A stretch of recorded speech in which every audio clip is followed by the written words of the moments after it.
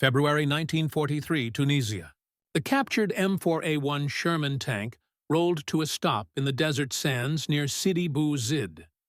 Its American star was still faintly visible beneath the fresh black paint of a German cross. Officers of the 501st Heavy Panzer Battalion surrounded it, taking notes, circling the tank like archaeologists studying an alien artifact. This single vehicle, nicknamed War Daddy II, had been captured intact during the North African fighting. The Germans believed they understood everything about American armor. Within weeks, this one tank would shatter that confidence completely. German reconnaissance troops drove the captured Sherman over 350 kilometers of brutal desert terrain to the port of Sfax. It took 4.5 days. The Germans expected breakdowns. None came. The engine never overheated. The transmission never slipped. The final drives stayed smooth. For men used to temperamental panzers that broke after short movements, this reliability was almost unsettling. By the time War Daddy II reached Sfax, the Germans were no longer mocking American engineering. They were studying it. The tank was shipped to Germany under special orders. It arrived that spring at the Kummersdorf proving ground near Berlin, Germany's top secret testing facility for both domestic and captured Allied equipment. Engineers carefully cataloged every surface, measuring armor thickness, gear ratios, and suspension travel. They expected crude design and heavy tolerances. Instead, they found remarkable simplicity and elegance. The transmission, for instance, used herringbone gears, distributing power evenly across multiple teeth. It was an approach common in American automobiles, but far beyond what Germany's war factories could mass produce. Testing began. The Sherman rolled through obstacle courses and endurance trials meant to destroy lesser machines. Engineers pushed the tank to its limits, climbing hills, crossing mud, and running at full speed across rough terrain. Still, it refused to fail. Every test revealed a truth the Germans had long denied. The Americans didn't just build tanks. They built machines meant to survive soldiers, dust, and war itself. The Sherman's 5-speed synchronized transmission was smooth and forgiving.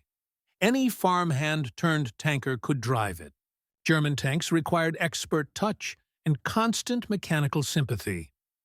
In June 1943, the German armaments minister, Albert Speer, personally attended field demonstrations comparing the Sherman to Germany's latest designs, the Panther and the Ferdinand tank destroyer. Before dozens of generals and industrial leaders, War Daddy II climbed test slopes and powered through obstacles effortlessly. The Panther matched it only with difficulty, its transmission whining in protest. The massive Ferdinand stalled halfway up the incline. Speer watched in silence as crews struggled to restart the vehicle. The foreign tank, built by a so-called industrial nation of amateurs, had just outperformed Germany's finest. German newspapers, following the event, published polite praise, calling the Sherman a noteworthy product of the North American automobile industry.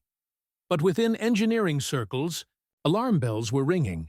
Detailed reports from Kummersdorf confirmed what field officers already suspected. The Americans had achieved a kind of reliability German engineers could only dream of. Tests showed that a Sherman could travel over 2,000 kilometers before requiring major maintenance, 4 times what early Panthers could manage. Its gears, final drives, and cooling system showed no critical wear. By late 1943, captured Shermans were arriving from every front, British, Soviet, and later Italian theaters. Every variant, gasoline or diesel, displayed the same consistency. Even the British Firefly conversions, fitted with larger 17-pounder guns, impressed German evaluators for their adaptability. Reports compared them unfavorably to German Panthers, which still suffered from failing transmissions and weak final drives. In some units, fewer than half of all Panthers were ever operational at once. By contrast, American Shermans, maintained by crews with minimal training, kept fighting day after day. German commanders on the Eastern Front began using captured Shermans themselves. They needed tanks that actually moved when ordered. Units like the 10th SS Panzer Division pressed them into service in 1945, noting their dependability under combat conditions.